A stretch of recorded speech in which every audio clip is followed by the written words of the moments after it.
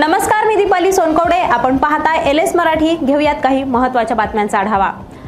ठाकरेंच्या शिवसेनेकडून आंतरराष्ट्रीय टीका हास्यास्पद. भाजप नेते नवनाथ बन यांची टीका. फ्रान्सच्या गप्पा सोडा, शिवसेनेचं अस्तित्व तरी उरले का? बन यांचा टोला. विरोधी पक्षात असलो तरी काम मुंबईसाठी करायचं. मुंबई महापालिकेच्या विरोधी पक्षनेत्या किशोरी पेडणेकर यांच्याकडून स्पष्ट. देहरूपाने जरी बाळासाहेब इथे नसले तरी त्यांचं अस्तित्व आहे. इथं मशाल लावली गेली आणि हा योगायोग असल्याचं पेडणेकरांचं वक्तव्य. आमचा बाप माणूस गेलाय, आम्ही राजकारण करणं शक्य नाही. ब्लॅक बॉक्स जळालाय, हे गंभीर आहे. रुपाली ठोंबरेंचं वक्तव्य. तर तपासाला जितका वेळ लागेल तसा तसा महाराष्ट्रातील कार्यकर्ता पेटून उठेल आणि त्यानंतरची परिस्थिती निर्माण होईल, त्याला सरकार जबाबदार असेल.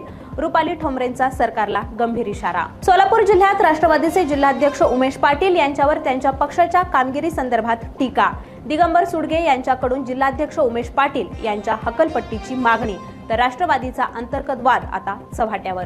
बीडच्या परळीतील महादेव मुंडे हत्येप्रकरणी आमदार सुरेश धस यांची प्रतिक्रिया. ब्रेन मॅपिंग आणि नार्को टेस्ट मध्ये जे पॉझिटिव्ह येतील त्यांना SIT ताब्यात घेईल. आमचा SIT आणि गृह खात्यावर विश्वास. धस यांचं वक्तव्य. कोल्हापुरात काँग्रेस प्रदेश अध्यक्ष हर्षवर्धन सपकाळ यांच्या विरोधात हिंदुत्ववादी संघटनेकडून निषेध आंदोलन. छत्रपती शिवाजी महाराजांच्या विरोधात वक्तव्य केल्याने कोल्हापूरकर आक्रमक. जालन्याचे आमदार अर्जुन खोतकर यांनी घेतला लाठीकाठी फिरवण्याचा आनंद. आयोजित शिवकालीन युद्धकला स्पर्धेदरम्यान खोतकरांना आवरता आला नाही लाठीकाठी फिरवण्याचा मोह. सिंधुदुर्ग जिल्ह्यातील दोडामार्ग तालुक्यातील घोटगे, परमे आणि केर परिसरात हत्तींच्या कळपात मोठा बदल. अनेक दिवसांपासून कळपाचं नेतृत्व करणाऱ्या गणेश टस्करची माघार असून घाटमाथ्यावरून आलेल्या बाहुबली टस्करने कळपाचा ताबा घेतल्याची माहिती. बहुप्रतीक्षित मुंबई कोकण रोरो सेवा आता एप्रिलमध्ये सुरू होणार.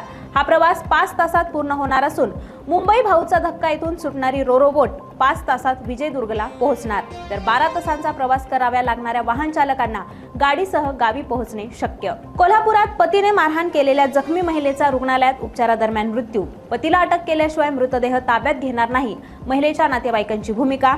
अखेर पोलिसांकडून पतीवर खुनाचा गुन्हा दाखल. या होत्या काही महत्त्वाच्या घडामोडी. पाहत रहा LS मराठी.